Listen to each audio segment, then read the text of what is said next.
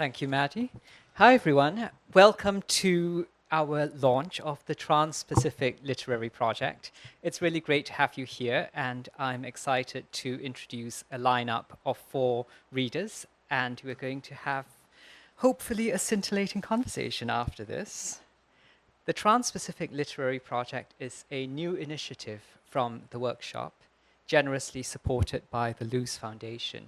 It's a platform for literature from across East and Southeast Asia, and it seeks to break down classifications of all kinds, to create dialogue rather than separation, and to present work that cuts across communities, regions, borders of every kind.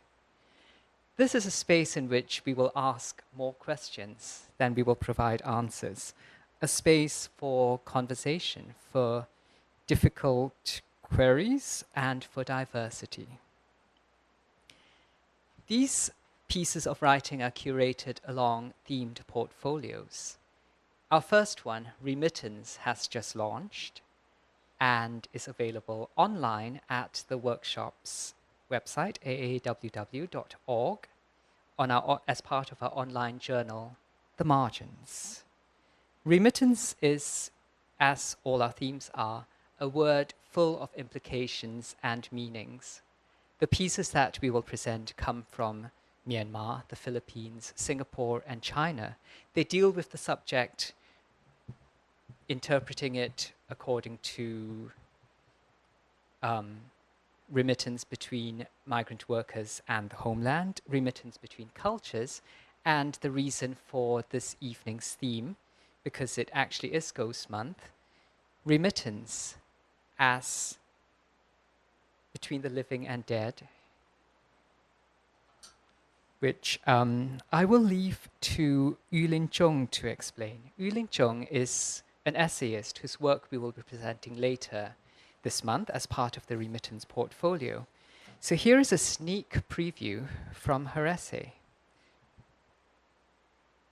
After the new China was established, burning joss paper was forbidden after being labeled a superstitious activity.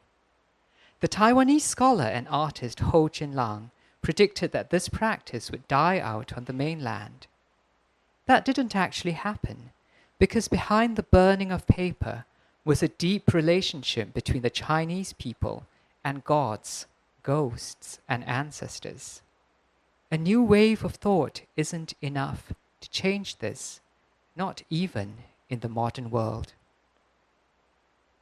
Interestingly, this practice is carried out along the lines of human society. Relations are clearly laid out with a firm hierarchy that varies according to how close or distant the worshipper is from these spirits. Even the difference between paper goods expresses these varying relationships. Joss paper, for instance, comes in gold or silver. Gold is for the gods, silver for ancestors and ghosts. Yes, ghosts and ancestors both get silver because the difference between them is a matter of individual perspective. Your ancestors might be someone else's ghosts.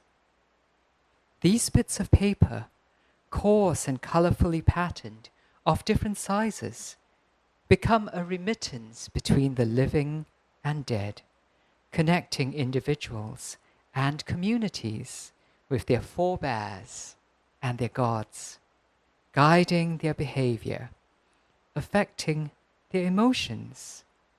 Modern worshippers no longer hope simply for material rewards, which, incidentally, has always been a term of broad application in the Chinese language, referring not just to money, reputation, and status, but also peace, wealth, and happiness, all of which are other forms of wealth. Rather, they seek to strengthen the relationship between themselves and gods, ghosts, and other beings from the supernatural realm. So that's Yulin Zhong's essay, which will be appearing on our site later this month.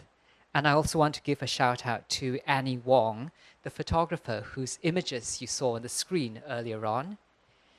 Images of paper goods to be burned during Ghost Month as a remittance for the dead.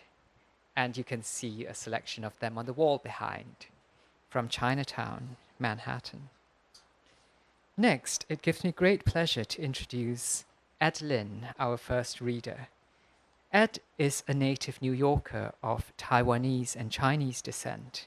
He's the author of several books, including Waylaid, published by Kaya Press, the Robert Chow crime trilogy, set in 1970s Manhattan, Chinatown, and soon to be reissued by Witness Impulse, an imprint of HarperCollins, and the Taipei mystery series, Incensed, and the appropriately titled Ghost Month, which Ed will now read from. Ed Lin, everyone.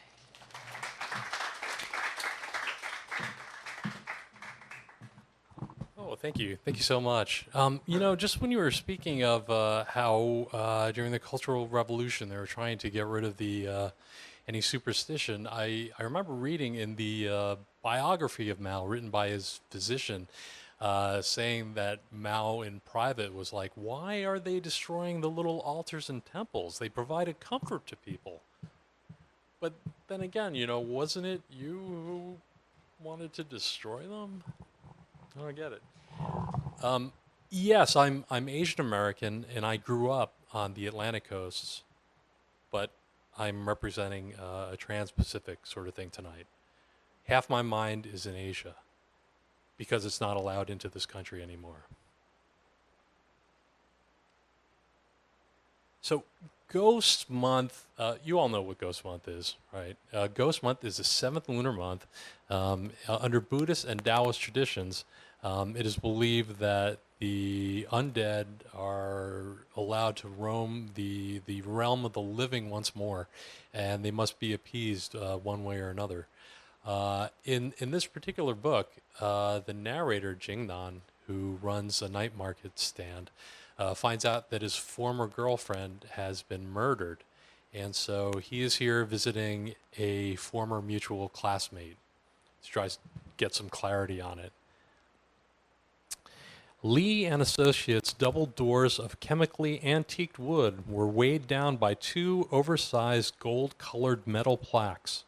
Replica ancient Chinese lion knockers were set on each door near the center. I brought my hand near the right knocker, tripping an invisible sensor that caused both doors to swing open. A young man wearing a headset over his windswept hairstyle looked directly into my eyes. "Welcome to Lee and Associates. How can I help you?" He leaned slightly to one side, showing off a sunken cheek and enhancing his famished look. "Hello there. I'm here to see Peggy Lee." His eyebrows shot up. "Do you have an appointment?" "No, but could you tell her Chen Jingnan is here?" "Chen Jingnan. Do you have a more familiar English name, Mr. Chen? A business name?" "No, I don't." "I'm sorry, Mr. Chen. Ms. Lee is booked today through the..." Suddenly he sat upright, held onto the headset with both hands and stared straight ahead. "Oh, all right. I will tell him." He looked at me with a newfound sense of respect and fear. "Ms. Lee will be right out to see you." He had barely spoken the words when Peggy strode out from the far right hallway. She hadn't changed much. She still wore that hurt, indignant expression of a soap opera heroine, still wore a pantsuit. The top button of her blouse looked like it might have just been unbuttoned. "I knew," she said triumphantly, "that you would come crawling back to me someday, Jingnan." Peggy shook my right hand and clapped me on the shoulder. I wondered if she could feel my reluctance. "Peggy, it's not like that at all," I said. "Come on, Jingnan. I'm just joking. We're old classmates. We should hug." She pulled me in tight, and I could only smile to the greeter who was staring at us. "Loosen up a little." Peggy chided. She hooked my arm and dragged me through a maze of potted bonsai and antique landscape scrolls. We walked by a pool filled with kumquat-colored koi and surrounded by a guardrail. I was just thinking about you, she said, kicking her office door shut with her heel. Our horoscopes probably line up better now. I gave a nice fake laugh. Taiwanese like to consult with advisors to find auspicious days for weddings, business relationships, and investing. Peggy would have to be well versed in astrology and mythology for her family's hedge fund to be successful. It would be lousy to call on a client on a bad day. Then again, if you were a good talker and had the proper Taoist charms and mirrors, you could transform that bad day into a good day by reversing its evil. Sit down, she cried. Do you want tea? Hey, maybe you want whiskey instead. I'm not ready for a drink, I said, settling into an ergonomic chair that felt like a big piece of boneless meat. Peggy swung into her Aeron and leaned across the table, splaying out her cat claws. You know what, Jingnan? You look like you've never been to America. I mean that as a compliment. You look like a contemporary Taiwanese right there. This building, Taipei 101, they didn't finish it until we were away at college, but I was here for the opening over winter break freshman year. It was the tallest one in the world for 6 years. That's something to be pretty goddamn proud of, right? Our politically marginalized pissant island showed the rest of the world up for a little while. When my father moved the Lee family headquarters into the building, I was like, fuck yeah. She got up and stretched her arms over her head, pulling the material of her suit taut. Had she gotten new boobs? Peggy smiled, approving my glance at her chest. Then she stepped away from the window and tapped the glass. That's Taiwan out there, Jingnan. Come over here. I want you to take a good, hard look at it. I pulled myself out of the chair a little awkwardly. I stumbled over to the full-length window. She put her hand on my shoulder and rubbed. What do you notice about the buildings out there? The best ones were constructed by the Japanese while they colonized us. That was 70 years ago. Honestly, it is embarrassing as hell that our presidential office building was originally built for the Japanese Governor General. You think the American president would live in a house built for the King of England? No way. Look over there, up in the hills. You see all those crappy houses? Those are illegal houses, Jingnan. They're eyesores. Tourists from all over the world are looking down at them from the Taipei 101 observation deck, and they're like, what the hell are those? People who live in illegal houses should all be sent to jail. Peggy, I said, I never really cared much for architecture. You have to admire this building. It's a remarkable human achievement. I like Taipei 101, but sometimes I think it lacks some heart. Peggy slapped her forehead with the back of her hand and fell into her chair in an exaggerated motion. Oh, I forgot I was talking to you, Mr. Joy Division. Of course you have an eye for the negative aspects of everything. Hey, you could leverage that pessimism, start a bearish fund, maybe clean up a little bit. I returned to the boneless chair and put my hands tentatively on the edge of my side of the desk. Actually, Peggy, I am here on rather depressing business. Julia, she said, looking down at her open palms. You know. Of course I do. It was all over our school Facebook page. This was like 2 days ago. I'm not on Facebook. You're not, eh? She said, crossing her arms. I thought you were just blocking me. I wouldn't know how to do that. Peggy turned her chair, leaned under the table, and shrugged. She came up with a bottle of Yamazaki single malt and 2 glasses. So, you wanted to come here to talk about your old girlfriend. You didn't really want to see me after all. She poured and made 2 amber slits dance in the glasses. I still don't feel up for a drink, I said. They're both for me, she snapped. Thanks.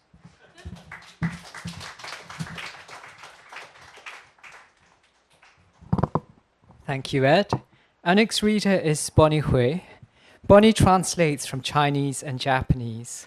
Her most recent work is Notes of a Crocodile, Chu Miaojin's coming-of-age novel about queer friendship in late 80s Taipei, published by NYRB Classics.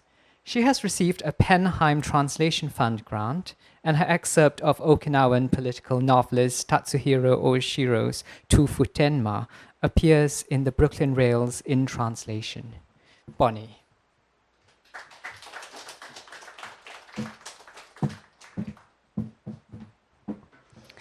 I guess I'm repping for the ABCs tonight, and for other people who have to have it both ways. I'm going to read to you from Notes of a Crocodile by Chu Miaojin, who I think is an example of a transnational writer. Her work is a political landmark in Taiwanese literature. It draws upon artistic traditions from cultures that have had colonial interactions with Taiwan, namely Japanese, Dutch, French. For example, the narrator, who's a college student and a writer herself, declares that her literary forefathers are Japanese, people like Yukio Mishima, Kobo Abe, Osamu Dazai, and Haruki Murakami. The narrator also compares herself repeatedly to the subject of a painting by Vincent van Gogh, the Dutch artist who notoriously self-mutilated and painted a portrait, just like the narrator here, who's kind of a self-harming teen. And this book is also rife with cinematic references. The author herself was a filmmaker, and she was very into European art house cinema, and there are references in the form of camera directions that are embedded into the text, as well as collage in the form of scenes from famous movies. And this also references Jean-Luc Godard, the French director, who famously said, "A story has to have a beginning, middle, and an end, but not necessarily in that order." This is a book that follows that structure. So every time that Intro to Chinese Lit comes up, there's a reaction against it. And whether it takes the form of the student in the class being late, skipping class, coming in and taking a chair and blocking the teacher, it's a way of saying, look at me, this book is not a continuation of tradition. And this book is about crocodiles. Crocodiles are creatures that walk around among society wearing human suits. They love cream puffs. These little French pastries, a little foreign treat, are almost life-sustaining to them. And there are all these little French bakeries that pop up. And they're a form of pleasure as well for the crocodiles, who I think are not only queer, but also cosmopolitan. So let me read you an excerpt.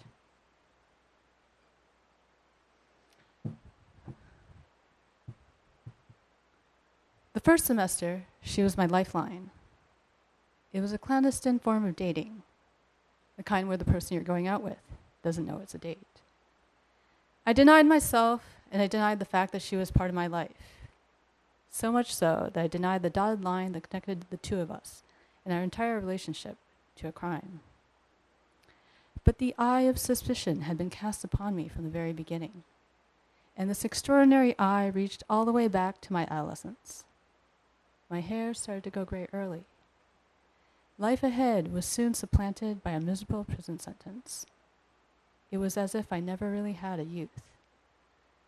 Nonetheless, I was determined at all costs to become a person who would love without boundaries. And so I locked myself and that eye together in a dark closet. Every Sunday night, however, I was forced to think about her. It was like a chore that I dreaded. I'd resolved not to go to Intro to Chinese Lit, and every Monday I would sleep in until almost 3, waking up just in time to rush to class on my bike. Every Monday after class, Shui Ling would follow me matter-of-factly back to Wenzhou Street, as if she were merely passing by on her way home. Afterward, I'd wait with her for the number 74 bus. There was a bench in front of the French bakery. Our secret little rendezvous were tidy and simple. They were executed with the casual deftness of a high-class burglary, bribing the guards with one hand, feeding a criminal appetite with the other. The rest of the week, we barely spoke. She was an apparition seen only on Mondays. On Mondays, she would appear like the answer to a dying man's prayers, roses in hand, draped in white muslin, barefoot and floating, come to grant me a reprieve. In a primal mating dance, eyes closed in rapture, she scattered rose petals into the wilderness. Roses every week, and she didn't even know it. And it was amid roses that seemed I might live after all. I reached for those roses, and for a new life, only to discover a glass wall. When I extended my hand, so did my reflection. When Monday ended, the glass that stood between me and my reflection thickened. The room on Wenzhou Street. Elegant maroon wallpaper and yellow curtains. What did I even talk to her about in there? She sat on the floor, in the gap between the foot of the wooden bed frame and the wardrobe, with her back to me, almost silent. I talked nonstop. Most of the time, it was just me talking. Talking about whatever. Talking about my horrible, painful life experiences. Talking about every person I'd ever gotten entangled with and couldn't let go of. Talking about my own complexities, my own eccentricities. She was always playing with something in her hands. She would look up at me in disbelief and ask what was so hard to understand about this, or what was so strange about that. She accepted me, which amounted to negating my negation of myself. Those sincere eyes, like a mirror, hurt me. But she accepted me. In my anguish, about every third sentence out of my mouth was, "You don't understand." Her eyes were suffused with a profound and translucent light, like the ocean gazing at me in silence, as if it were not necessary to speak at all. "You don't understand." She thought she understood, and she accepted me. Years later, I realized that had been the whole point. Those wrenching eyes, which could lift up this entire skeleton of my being. How I longed for myself to be subsumed into the ocean of her eyes. How the desire, once awakened, would come to scald me at every turn. The strength in those eyes offered a bridge to the outside world. The scarlet mark of sin and my deep-seated fear of abandonment had given way to the ocean's yearning. It's too much in.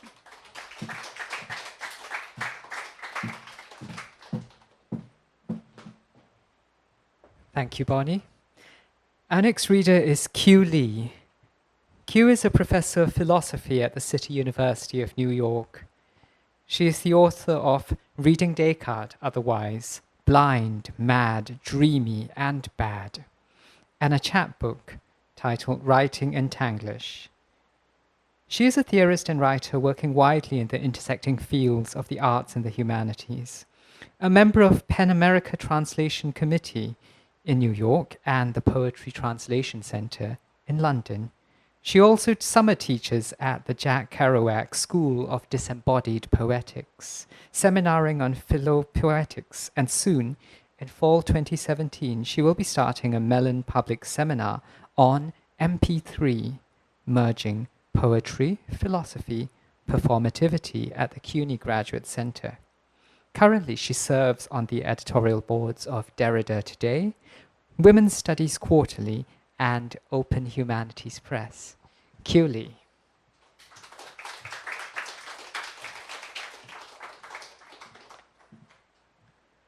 Thank you, Jeremy. Can you hear me okay? Maybe we need to lower this. Oh, that's better. Yeah, great. Well, thank you everybody for being here, and it's such a pleasure and privilege to be able to share my sort of current work with all of you, and it's great to get to read with Ed and Bonnie and Gina. And what I would like to do today is to read this, I don't know what to call that. This is sort of in perpetual transition, this piece itself. But it was published, a version of it was published last year in Supplement, the journal, the launch issue of Supplement, published by University of Pennsylvania, the creative writing program. And I haven't yet given you the title for this piece, but I just wanted to show you those pictures, those two, which I took in separate years, and somehow those two images sort of popped in my mind when I was traveling. And traveling really becomes a mode of thinking and writing for me as well as reading. And I want to sort of show this first and see what we can sort of get out of this. So the first image here I think is somewhere from Brooklyn. As I recall, maybe 2014. It says no dumping. But for some reason, I sort of had I misread it as no dumpling. So I have some chronic, sort of generic eye problems. I tend to see double. That's why I have like reading deck otherwise. This is a kind of sort of always seeing other things is sort of part of my kind of congenital defect, and also kind of a strength, I suppose. And so that's no dumping, and then I kind of thought it was no dumpling, and it was interesting for me just to mark the occasion where I had this sort of peripheral kind of doubling going on there, and I see that we have a dumpling there too, so it's kind of interesting. And then I happened to be walking through, I was in Heidelberg to do some conference in Heidelberg University, and then I wanted to really make time to go and stroll around the famous philosopher's walk, the Zoom, philosopher's walk. And I was sort of taking a walk, and I saw all this sort of trash, like a dumpsters there, and then it's like a tourist philosopher's walk, and you have like this trash kind of site, and it's like somehow this image reminded me of this no dumping in Brooklyn, back in Brooklyn. So for me, it's a kind of it's a sort of surreal montage and kind of juxtaposition of these images in my mind, and kind of happened as a kind of anchor. And I think it's a kind of an example of that if you like, perceptual, if you like, sort of a composition that I think is happening when you're trying to do any kind of transgressive or transitory sort of writing and thinking. And I mentioned that also because it's just kind of, I had this idea of, oh, this is interesting, and then I was traveling through China. And I was on the way to Winnan province, going to these mountains and waiting for a friend to join some of us, and a couple of days, and we found ourselves in a monastery in Sichuan province. Sichuan province and a Tibetan monastery where there is no like Wi-Fi signal. Forget it. It's like no phone signal either, right? And somehow I just had a kind of attack of inspiration, and I thought I should write about language, and I began to use this image, and I came up with this idea of writing called ambilingual, because I was in that kind of strange space where that I cannot locate myself literally because it's really off the grid, as it were, in the deep mountains in China. So the passage. And so I was thinking about writing a piece to contribute to the supplement. I was asked to do that. I was thinking about really just kind of how do I think about really ways to embody so-called the translingual, right? Kind of in a space of writing. And so I came up with this idea of ambilingual, right? And so it's ambiguity and the lingual together. And so, and I'm also writing sort of the series of small pieces in Tanglish, so in English and in Tanglished form, so in Tanglish. So write in Tanglish, go ambilingual, no dumping or no dumpling. Philopoetic in outsiting in times of rebordering. I want to show you this, the actual image, I mean the text that I came up with, because it has a very strict sort of borders, and I wanted to show how the puns and kind of wordplay actually sort of get formatted into the strict kind of lines, and so visual representation is part of my writing, I suppose. So just you cannot really read all of that, but just when I read, you can sort of visualize, right? There's all the blocks as part of the composition.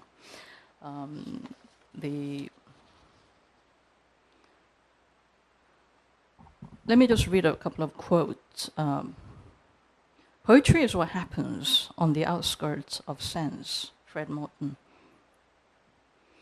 Poetry is prose bewitched, a music made of visual thoughts, the sound of an idea, Minaloy. I love mispronunciation. Now I'm learning how to listen again. I'm touching your ear. Is it okay to touch your ear? I'm touching it. I'm climbing up you. I can't tell you how much I love that. I cannot get over how I got over. Fred Morton. Here I have come to love what remains unloved, including now this language, Little Englandish. Translate or transhate. Describing it while scribing it in transit. Transit. Mishearings, misspeaking with misreadable. Between a poetics of error and a politics of terror. Error/terror. Love it or hate it. Do you? Which one of? What would be a translingual poetic response to transhate?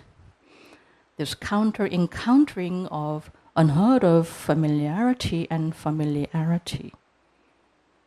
How does one hear the fog or frog?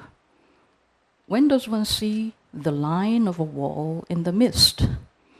Or do I mean must? The framed traces of the dusky dust, which could become someone's list, a blacklist, or list of things to undo. Frogs, have you heard? Quote, communicate para-acoustically with the future, grabbing the potential beat, silence, and materializing it from far off in light years, unquote, from Meme Bersenberg. What do you see coming or gone already with the DJs of time they call poets? Why could or should one pay attention even a little to their subcultural re-enchantment of the world or the word? Logopoeia, I would say, a translingual animation of, a reanimation of logos in transit, translogopoeia. For translingualism is ambilingual, not so much bi. Amphibian, allogo-ambient, automatome idopoetic. Automatome idopoetic. That's the cue. So, mishearings and misreadables. This is the last line that I'll read. So I've been working on I've been kind of collecting these moments of double hearings and like misreadings, sort of slips and kind of, what you see and what you hear, and there's a mismatch. And I think this really shows a very interesting potential for translingual play and analysis itself. So at the Naropa, this is the work that began in Naropa, and I began to now collect all this sort of pairs, right? Impaired pairs, as it were, right? And begin to write a little about that. So I'm going to show a little bit, just a showcase, and this is part of my Entanglish project. Misspelling potentially the myth of every nothing. Nevermore, once more, more than once, thereafter. You open up a pair dictionary of Entanglish, unimpaired dictionary of Entanglish. Avant-garde. Avant-garde with, as in security guard. Avant-garde and avant-garde with a security guard. But what is a front gate if not a front? Back or black. Look back and forth. See your blind spot.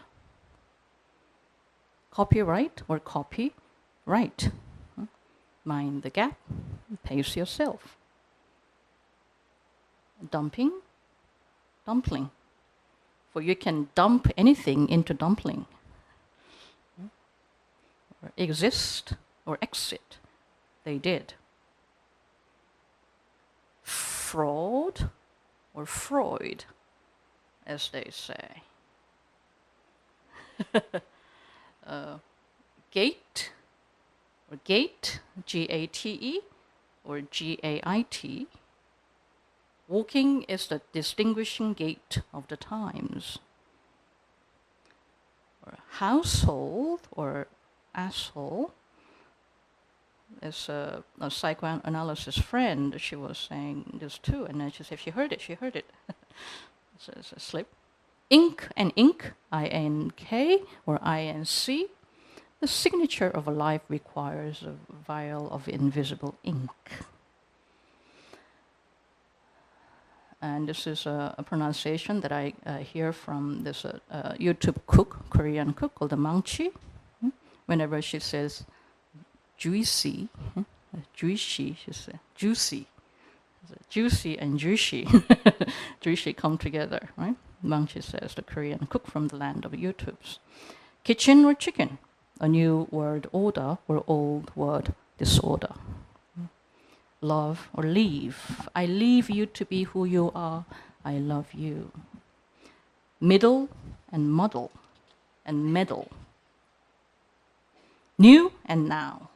New now, now new with Timothy Yu, who says this. Quote from Raised in the Avant-Garde.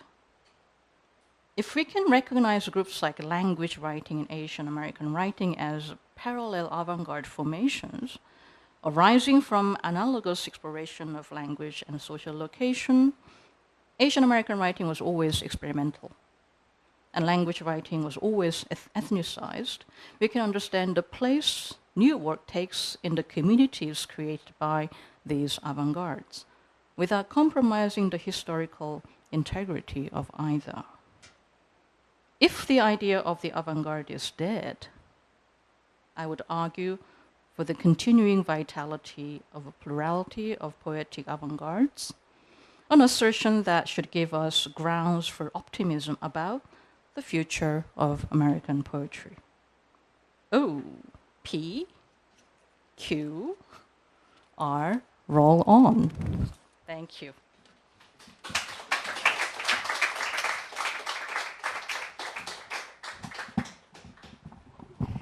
Thank you, Kyoo. Our final reader for this evening is Gina Apostol. Gina's first two novels, Bibliolepsy and The Revolution According to Raimondo Mata, both won the Juan Layar Prize for the novel. Gina's third novel, Gun Dealer's Daughter, won the 2013 PEN Open Book Award and was shortlisted for the 2014 William Saroyan International Prize. Her essays and stories have appeared in the New York Times, Los Angeles Review of Books, Foreign Policy, the Gettysburg Review, and the Massachusetts Review. Gina, please.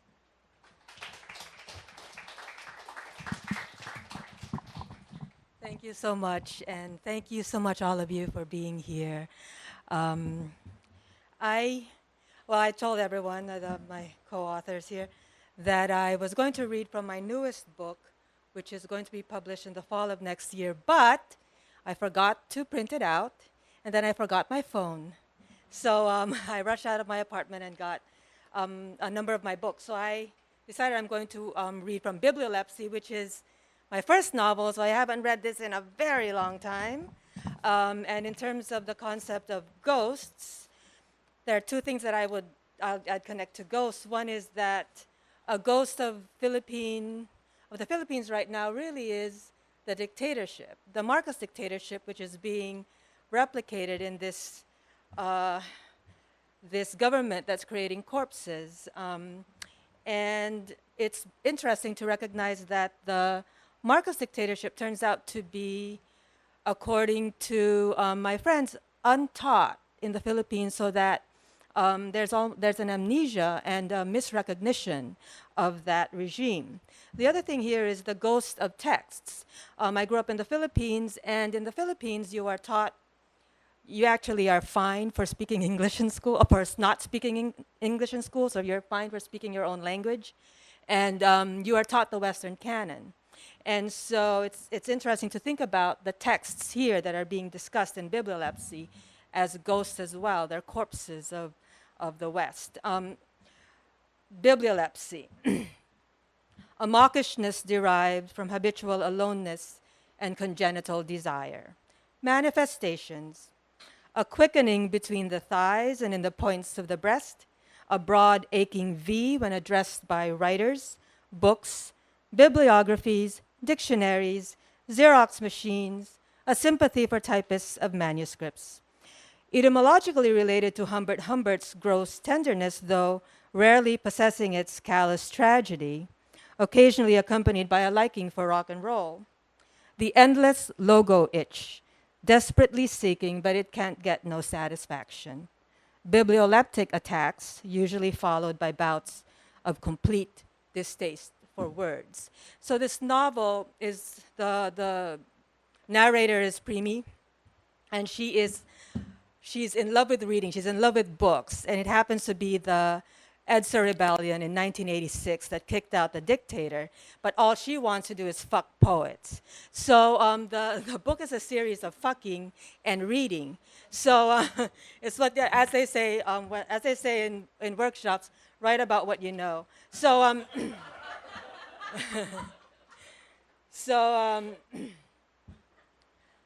the wonders of torpor in a fast disintegrating world, the way the mind reels like raveling spool in the wet suit of drink, and the breeze outside of cafes seem to transform as it passes into an ashy sweat of mind, the humid spell that comes from being too near the sea. There is that stupor in the evening. Talk has passed into a blur. What happens next is so much inevitable undoing. There is no merit in things achieved through little striving. It used to be I always tried to finish a book I started. I felt it was an obligation, the least I owed the writer. But like any flawed believer, I failed too often in my vow. I have discarded more books in the middle of distraction than I care to admit. I always look for better prospects. Readers are an optimistic lot. There is always the next time and the possibility of deeper attention. But what is it we seek? Let me count the quests.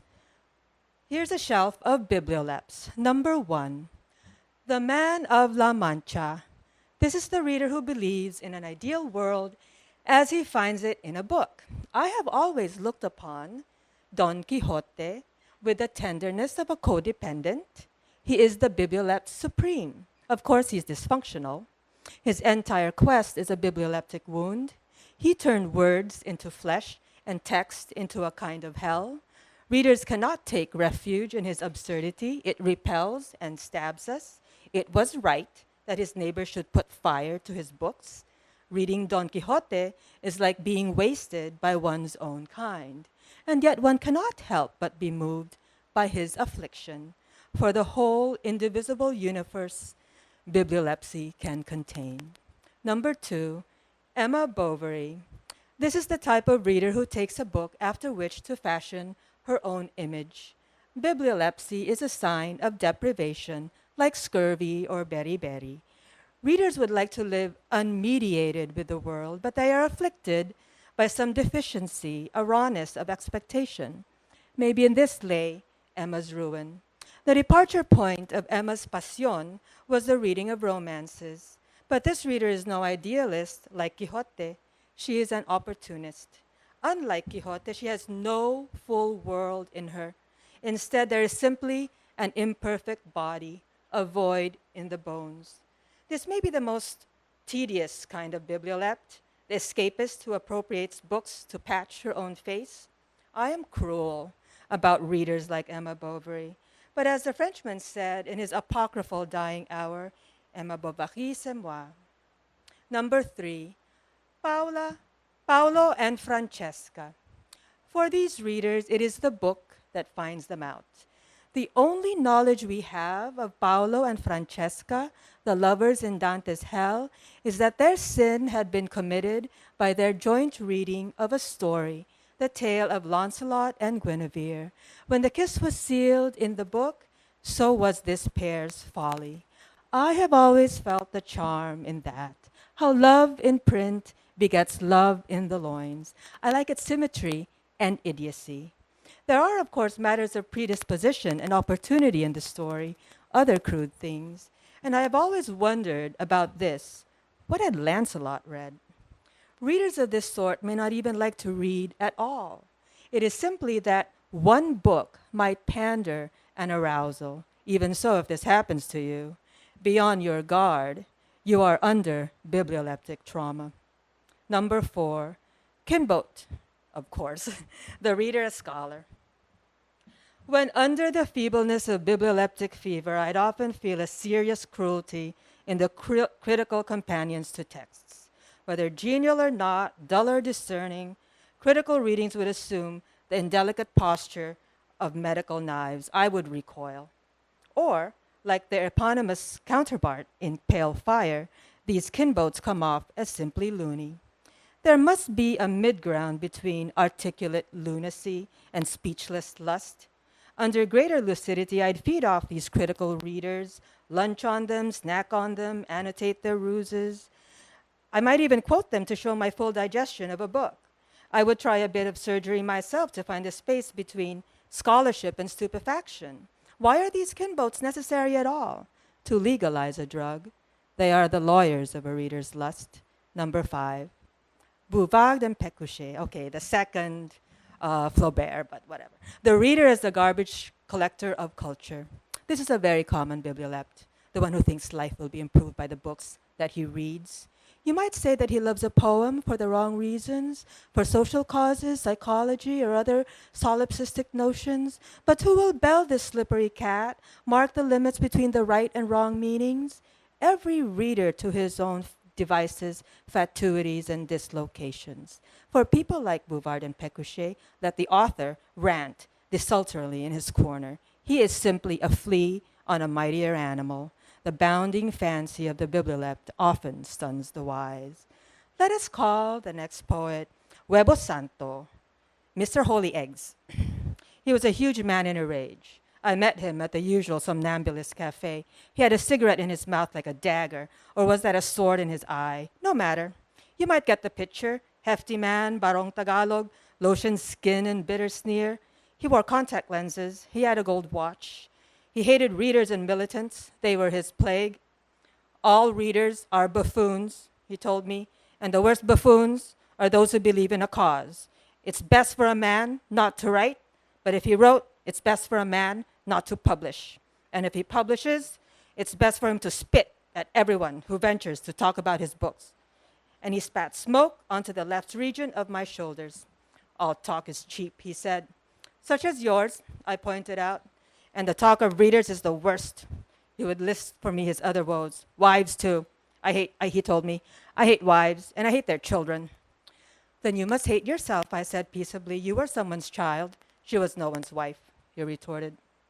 Mr. Holy Eggs was a government factotum, literary force, an enormous bore. Through the years, As his influence had grown larger, so had his body mass. You might say he bloated as his country declined. He was behind many of the dictator's acts of bad faith, serious injury, and malicious regard. He was one of the regime's writers and polemicists. He had his own travails. In the Byzantine tract of the dictator's court, he was sometimes favored, sometimes not. He was nobody's fool and everyone's crank. He was vicious, reptilian, and unlovable. He deserved to be fucked over, and I did. For those of you who have wondered what it is like to be saddled by a very gross man, let me tell you this. It is not easy. Sideways or horizontal on a bed, it cannot be done. Fat overwhelms geometry. If you climbed over him, you'd simply sway. There are two ways to do it, both tricky, requiring the logistics of stamina and imagination. You could do it on the edge of a bed, his body prone and yourself upright. The Kama Sutra advises you to hold tightly in a contraction called a pair of pincers. You'd need first to ram yourself through his thighs' iron fat in the same impossible position as Moses parting the waters. Or failing that, you could straddle him above the thighs, gingerly holding on while you move backwards perpendicular to his matter. Either way, in the room's harsh light, it was a pathetic scene. I've long figured this out. Sex requires gravity, not beauty. I've been happy with men who look like horses, pollywogs, and even some creatures from other phyla. Beauty is not necessary. It is levity that destroys desire. And when I broke out in laughter at this beached, stripped, cacoethical marlin, this pallid ichthyosaur, Mr. Huevo Santo, who snorted to a humming in his head and displayed so nakedly some horrors of the dictatorship, the cellulite streams of dissipation like the scars of slackened virtue, the red tumorous folds of unchecked appetite, the fetid smell of holy balls like the noxious gills of a very dead fish, and finally the small, tinily upright figure at the center of the squalid altar, forgive me. Faced with the state of the nation, all I could do was look down and laugh. Thanks.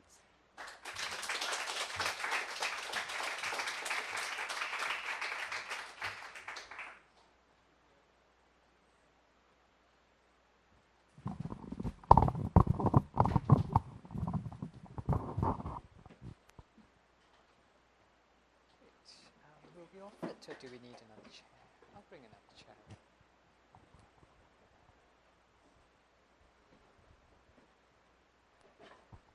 Take the rest. It's okay.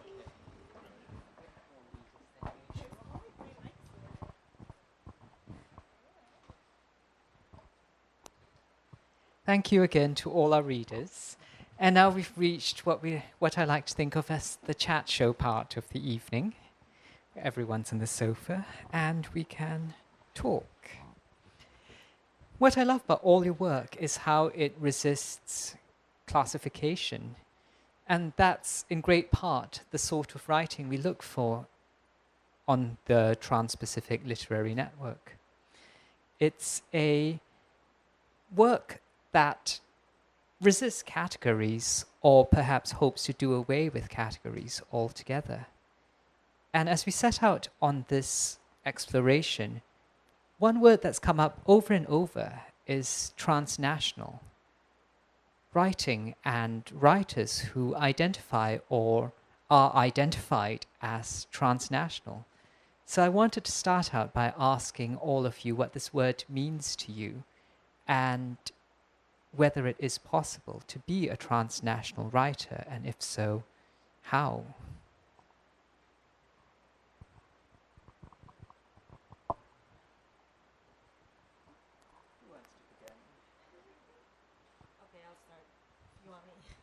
Does this work? Is this working? Can you hear me?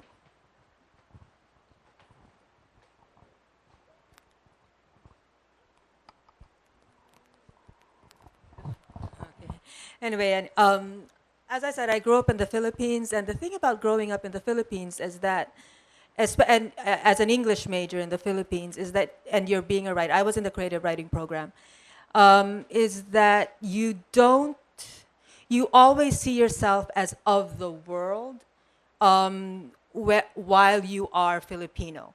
So you always situate yourself within the bigger world of literature, because after all, there you are, and it's a very rigorous program, the University of Philippines creative writing program, because you had to go through everyone from from Beowulf to be honest, it was only up to T.S. Eliot, so too bad. But but because it's very canonical. But then you have to read all of these. The GE program, the General Ed program, is very global. You know, Salvador de Madariaga to Miguel de Unamuno. Well, those are both Spanish, but to Yasunari Kawabata, to the South Africans, to to of course Gabriel Garcia Marquez is a god there. So it's always you always think transnationally in that way, that you're writing as a Filipino, but you're always writing for a bigger space. So which makes Philippine literature very very weird, very hard to place. So for me, transnational has to do with, because national is in it. So you do recognize where you are. You're from a certain place, but you're recognizing that your place is multiple as well.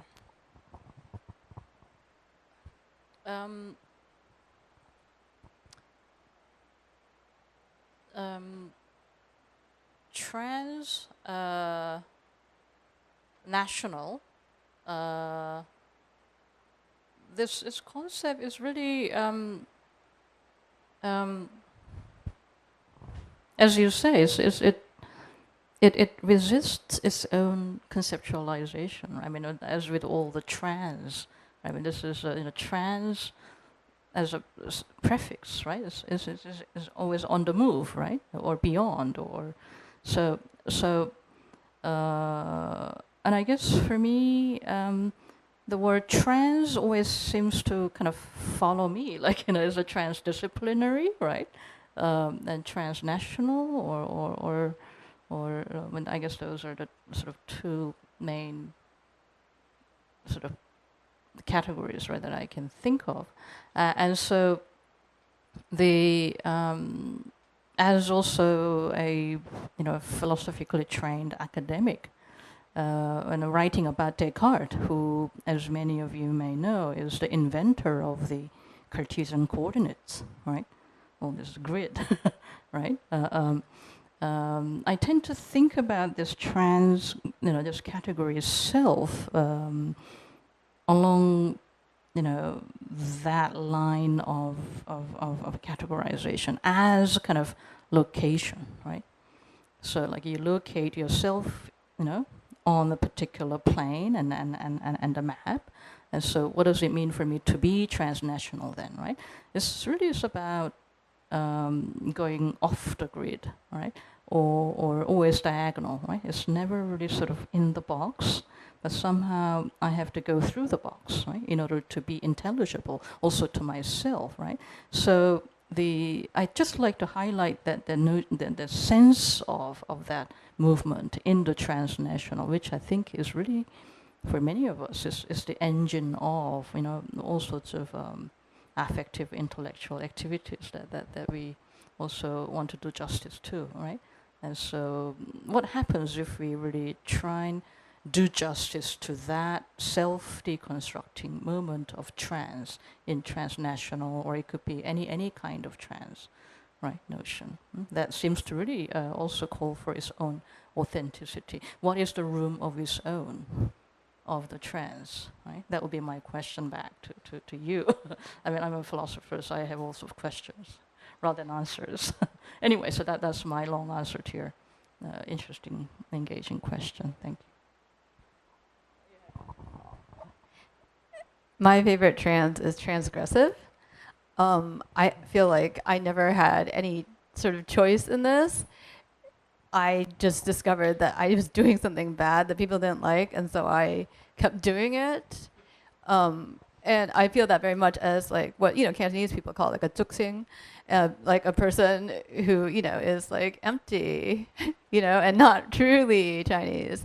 And as someone who has actually studied Chinese formally, and also feels like that kind of resistance. Like I can't take full ownership of that. And I don't know. For some reason, I know it really upsets people for whatever reason that like I'm bilingual or whatever, or that I'm actually not even bilingual. I speak many more languages than that, but there's something that really deeply offends people about it. Like it makes people uncomfortable in the same way that people are sometimes uncomfortable around people who do not clearly fit into gender categories. There's just something about that classification that makes people much more comfortable. And yeah, that is something that has always spurred my interest in foreign languages and foreign literatures and culture.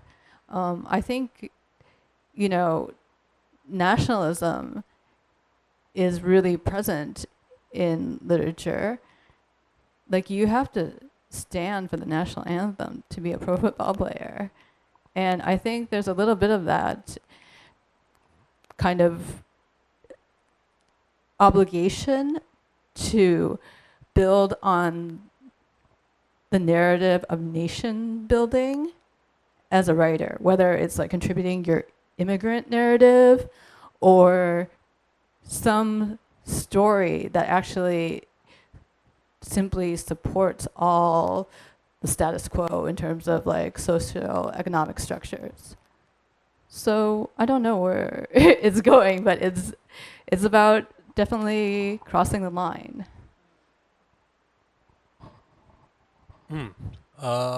Well, are people familiar with the concept of ecotones? Ecotones are the borders between vastly different environments, like between like a freshwater environment and a marsh kind of area, and it's actually where there is the most activity and biodiversity, and there are some animals and species that live there that live nowhere else.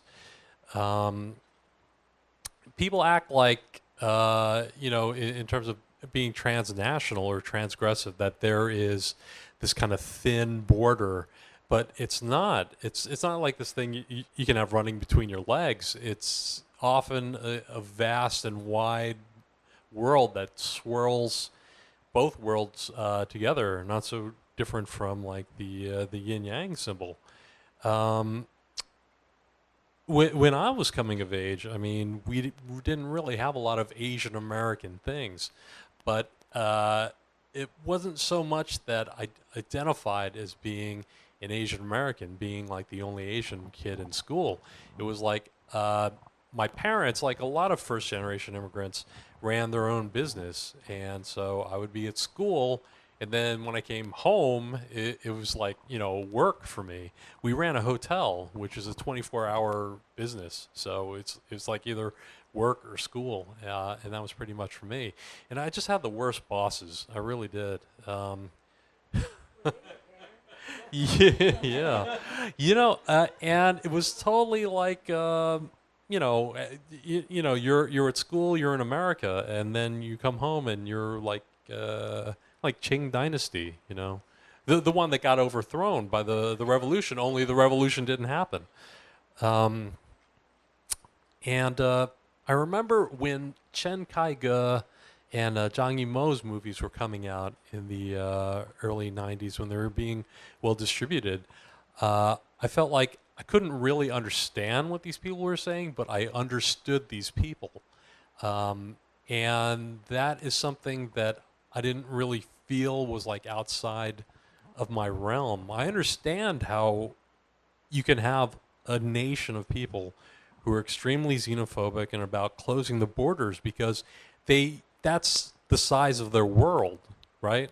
They don't know anybody else from anywhere else. They've never been there. They don't eat food from there. They don't get letters or emails from people from there. And so it's always the other, but it's something that's within us as well. Wow.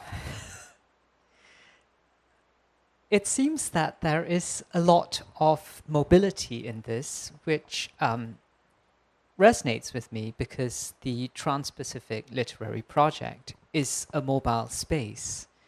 And I think there is something about that which is uncomfortable because a moving target is hard to hit and categories make people feel safe. So what happens when you're trying to resist them? And what happens when you're trying to see past them? And people want to put you in one or the other, but you occupy more than one space, or these aren't even meaningful boundaries to put around yourself. So my next question really is, given that we all exist in so many more spaces than the singular, what is it then that gives you stability? What grounds you?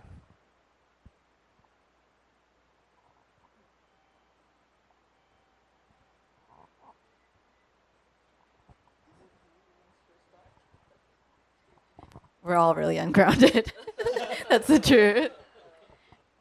Yes, well, that is also an option. Is it necessary to be grounded? Or if not, then how do you navigate that? How do you navigate all these spaces? I feel very motivated by like moral obligation that transcends like national duty or patriotism. I feel like my practice as a translator is actually my part of my patriotic duty to allow like information in to a society that uses excessive filtering in lieu of formal censorship.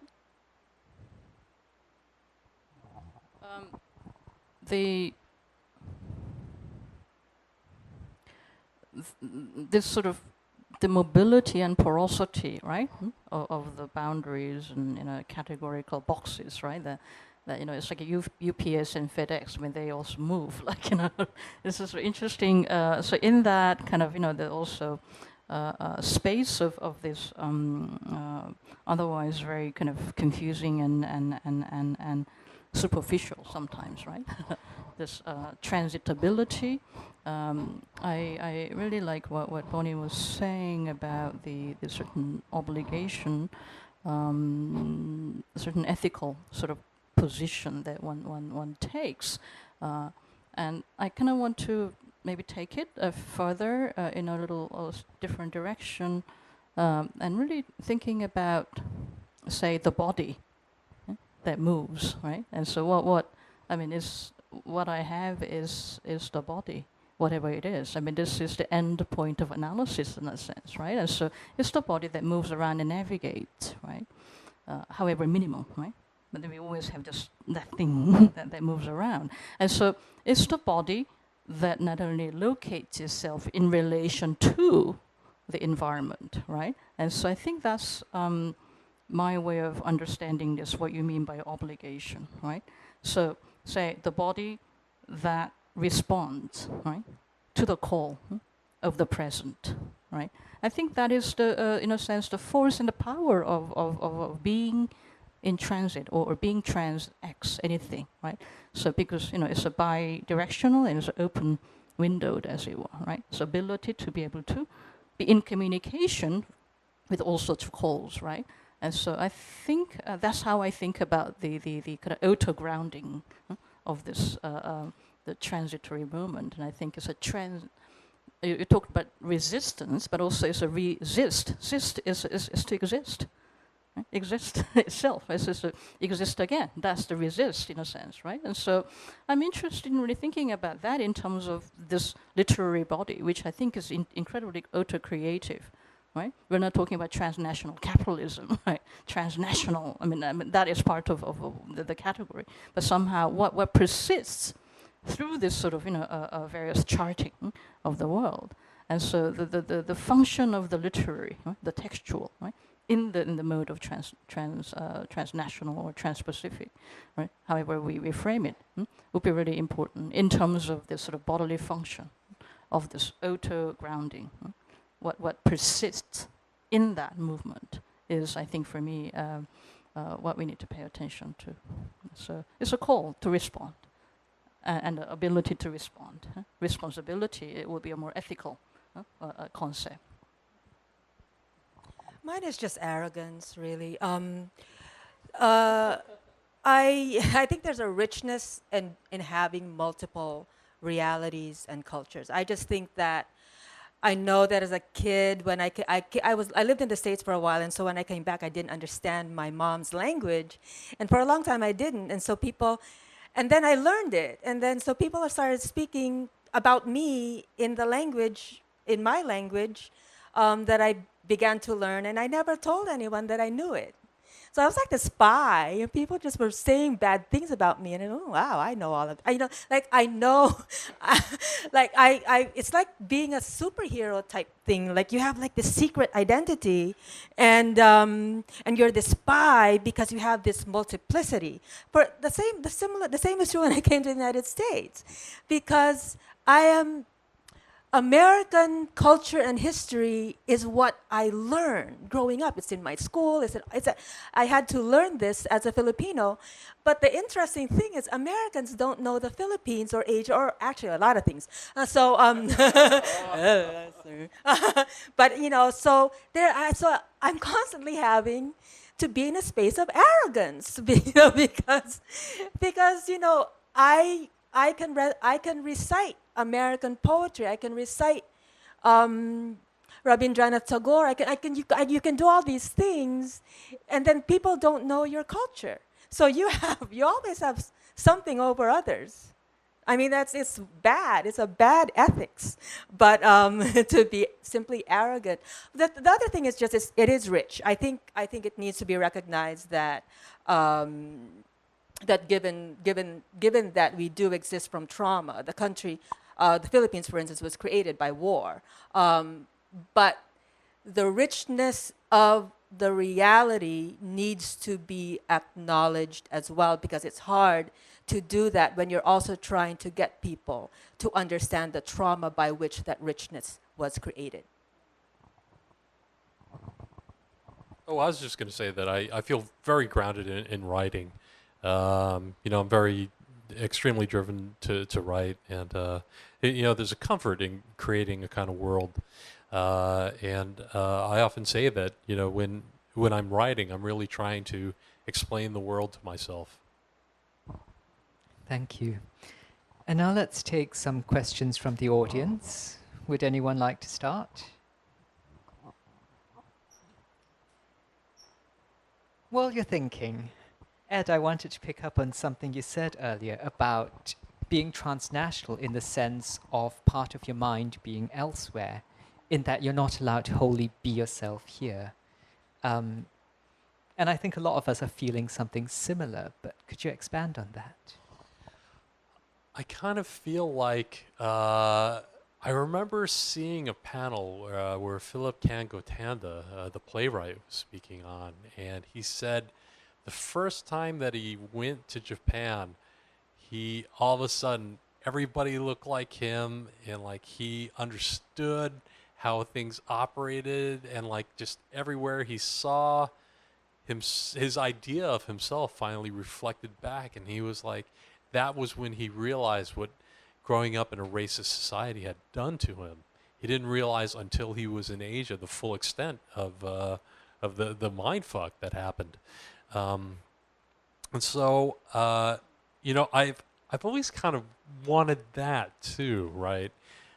So, I've been to Taiwan a whole bunch of times to do research and interview people in the course of writing, and they just always know. I can't fool anybody there. But like maybe I smile too much, or maybe I tip too much. Actually, tipping in Taiwan, that's like, whoa, where are you from? But when I am there though, even though I don't fully fit in, I feel like there's definitely a part of me, maybe ancestral memory. My father's family arrived in Taiwan when the Ming Dynasty collapsed in China, and that was a number of generations ago. I cannot articulate what it's like to be there. Just when you're sitting there at maybe an outdoor sort of restaurant, You're just sitting there eating and just watching life kind of go by, and it's not like you're watching it. It's like you're a part of it. Does anyone else want to jump in? Or if not, Kyoo, I noticed on your list of publications that you've written a paper on Hello Kitty as a transnational symbol. And I have a lot of questions, but could you just say more? Okay. Yeah, Hello Kitty is the setting for that restaging of the figure, right? Of Hello Kitty that we're very familiar with, is a very kind of let's say kind of academic. I mean, I wanted to give an exposition on the figures of the animal in Jacques Derrida, the philosopher that I write about, and he wrote this piece on the cat and the philosophers. And so by using the image of Hello Kitty, I'm, in short, trying to say, well, for many of the thinkers, maybe the animals are like Hello Kitty. So what if we take that as a starting point? What happens? There's also a gender dimension too, right? And so I began to think about Hello Kitty as an image that is very transdisciplinary moment for me too, and transcultural. And it's also, I like to collapse various distances between so-called the high art and art. And so I did some study of Hello Kitty, the character, and I discovered that, to many people's shock, I mean, Hello Kitty is not Japanese. Hello Kitty is not a cat either. It's a character. It's not a cat. So she was born. She was born in London, and she has a whole family, very complicated family history, and it's expanding, right? And so, and that really that's a surreality of this other life of Hello Kitty that I have never known, and I sort of took for granted in my own perception. Really became a sort of allegorical kind of moment for me, and also I basically start off with this observation that Hello Kitty has no mouth. So where does this hello come from? All right.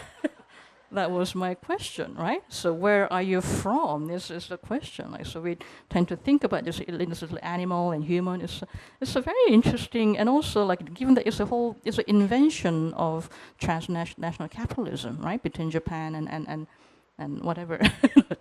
It's interesting, right? So for me, Hello Kitty is always being addressed. Exactly. So she becomes just this sort of mirror, right?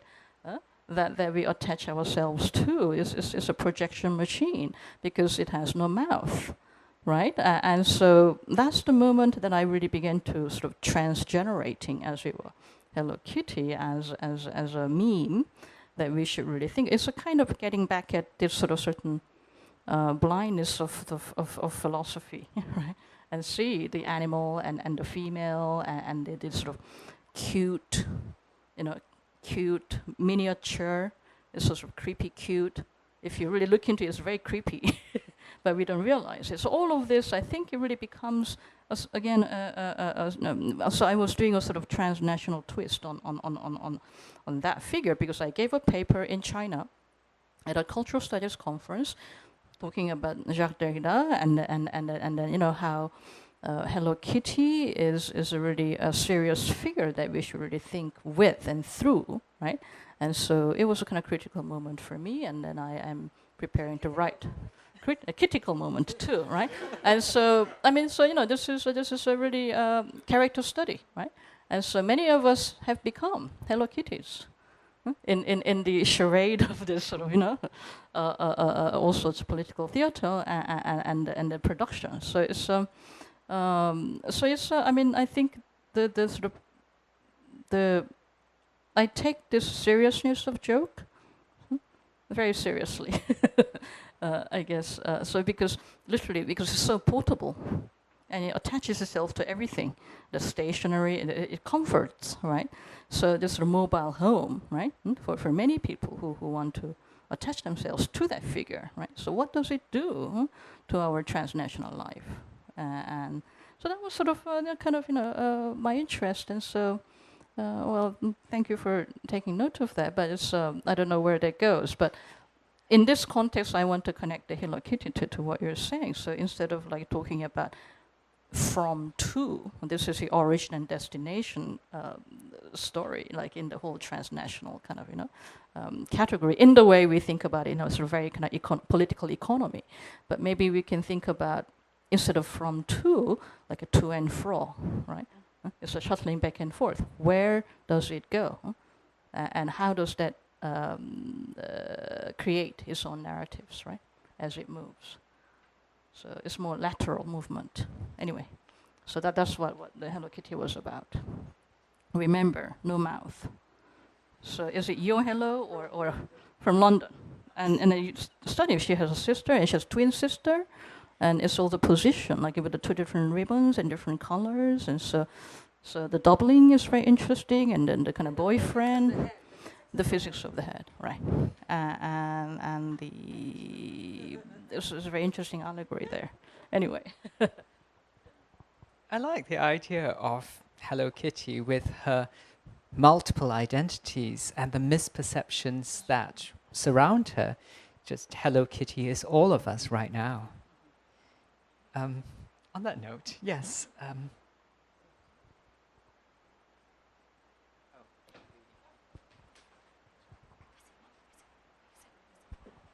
Hi, thanks everyone.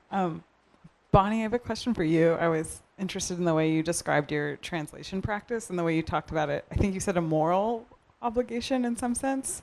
I just want to know a little bit more about like what kind of writing you're drawn to, or what feels like the most urgent to translate, and how do you find it? I think there are basically like two types of writers I'm really into, like purely political and like stylists being the other type.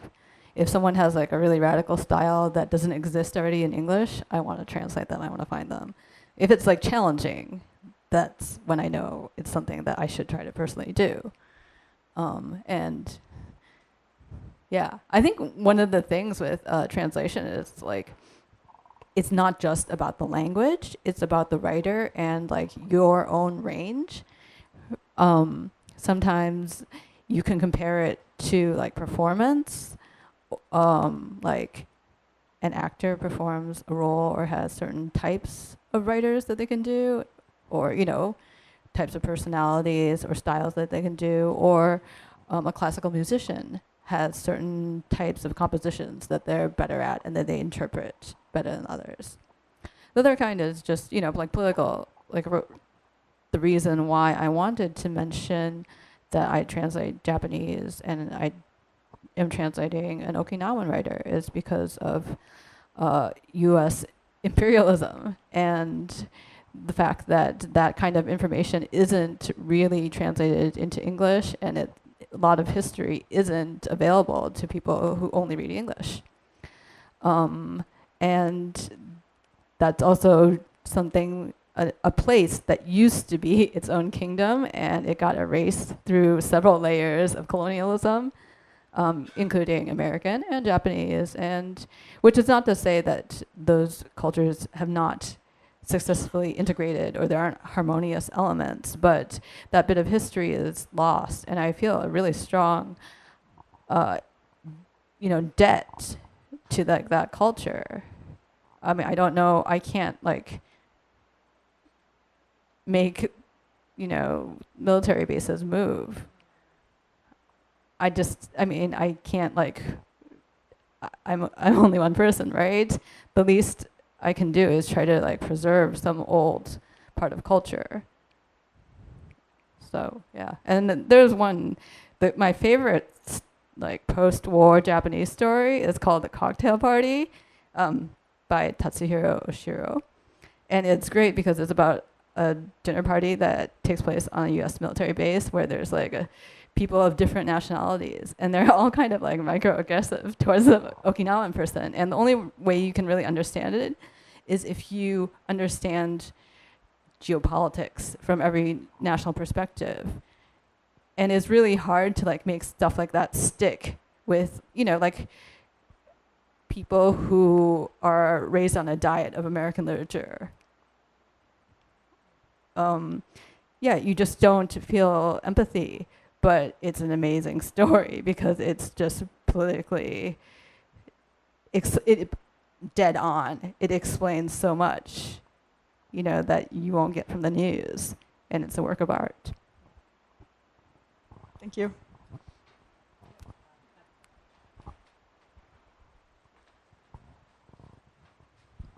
Hello. Okay, firstly, thank you all for being here. And this is kind of long, so I wrote it down, so I'm going to be looking down while I'm reading. Could you elaborate on the kind of multitudinousness of transnationality?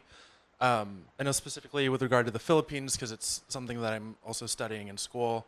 The history of colonization has like significantly impacted the kind of ideological articulation of writers.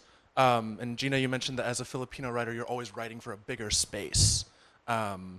I'm wondering at what point, and I guess this is kind of for all of you, at what point are the distinctions between transnationality of Asian Americanness and the kind of overarching global or Western notions of colonizers and globalization intersecting? In fact, like, are they doing that? And do you see transnationality as a reclamation of identity, as you know, kind of because of all of the historical silencing of these Asian cultures, or do you see it as something else? I'm sorry, that was a lot. Well, the first thing I thought about is that, of course, colonization, imperialism, etc., all occur because there's publishing. Publishers' money really makes these things very problematic. Because here you are, you're writing your work. You're doing what you need to do. You're creating your stories. You come from a particular place. You want it, and you're saying, and I'm saying, as a Filipino, you're thinking globally. Then you want it published. You're going through these gatekeepers. And you have to understand what gatekeeping is, let's say, in New York publishing. They are trying to be much more open, but they don't really have the capacity because they don't really have the cultural experience of the richness that you have, that a lot of the writers from Asian American Writers Workshop have. So that's one, you know, that you still need to sell your work. So that becomes part of the play. Your work becomes part of that game. So that's one. In terms of transnationality, I will say this. There's an interesting fake, I mean, all binaries are kind of fake, but there's this fake binary of Filipino versus Filipino American, where the Filipino will see the Filipino American in this way, and the Filipino American will see the Filipino in this way, and they're in fact allies, but they end up talking as if they're not. And I think that's one thing that in terms of the I think the space that you're providing is actually a space where where the binary might be transcended, I think. I think it's really important because there's not really a space, I think, in publishing. You know, like they'll publish, you know, a writer from the Philippines, but it'll be put in a particular space. They'll publish a Filipino American is in a different commercial space. You know, maybe not for the Filipino American, but certainly for the person that's publishing. So I think those, and yet the Filipino is allied with that Filipino American, but there's an interesting speaking at cross purposes about the identities. So I don't know how it would be too much gossip to be talking about it in public. So.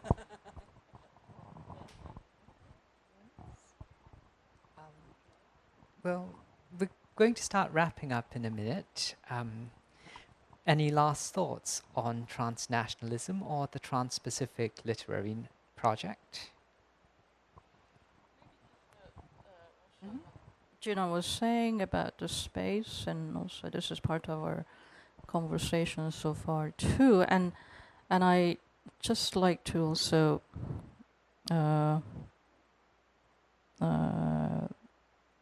highlight this notion of space, kind of as a verb, like, you know, we're spacing, right? Creating a space for ourselves, like if this is an individual response as well as a collective kind of, you know, effort, right? And so because spaces are given, and then you know, the in this sort of publishing industry and in various sort of disciplinary regimes, right? Where do we fit in, and how do we enact, right? What is required of each unit, etc. I mean, this is ideological questions and political, historical remnants of all those apparatuses that we have to deal with, right? So globalization as part of the kind of, you know, colonization process that has not been resolved completely yet, right? So there's a kind of interweaving of all these sort of epochal traces, right, that we see in various sectors. And so spaces are always being reconfigured and cartographized, right? So all of this, I think, is very important for us to bear in mind, as you also rightly pointed out. And so what I like to sort of get back to is really the role of the literary, right? This sort of the ability to space oneself out, right? Or in and out, right? So that this, I mean, I tend to think of it as really the kind of one of the last frontiers that we have left, the role of art, right? We are free because there is no space for that, right? In this very, you know, highly cartographed, highly kind of, you know, monetized spaces that we live in, right?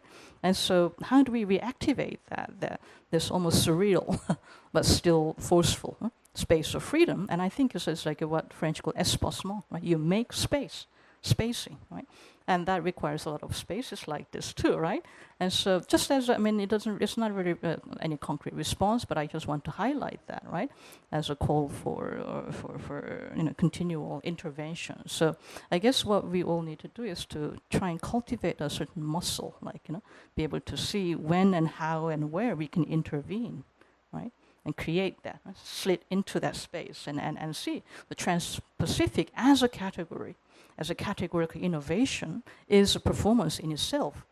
That is very, very much required, I think, because it's a Trans-Pacific, and we talked about it like Pacific Rim, right? It's typically geopolitical, you know, economic globalization agenda from transatlantic. Now we come to Trans-Pacific as a new center-ish, right? But we're talking about Trans-Pacific, right? So it's not Pacific as the ground for intelligibility, right? Legibility, referential kind of, you know, certain anchor. We need that, but at the same time, how we deconstruct that's the trans part, I think, that really needs to be activated in a free and innovative way, right? And so that would be my kind of, you know, 2-cent addition to what you're saying about space. And so how do we do spacing, right? As performative imperative. Right? Well, thank you for the question too. That's very important, I think, for us to bear in mind. Thank you, Kyoo. I think that's the perfect note on which to end. The Transpacific Literary Project is a space that we are claiming for ourselves, for those of us who have not hitherto been granted one. Please join us on this adventure. We will be putting out a new piece every week. Sign up to our mailing list to be sure you see it. And thank you so much for being here at the launch with us tonight. The writers have books on sale at the back, and we'll be happy to sign them. And there are dumplings that are by now probably cold, but nonetheless delicious. Thank you so much. Thank you, everyone.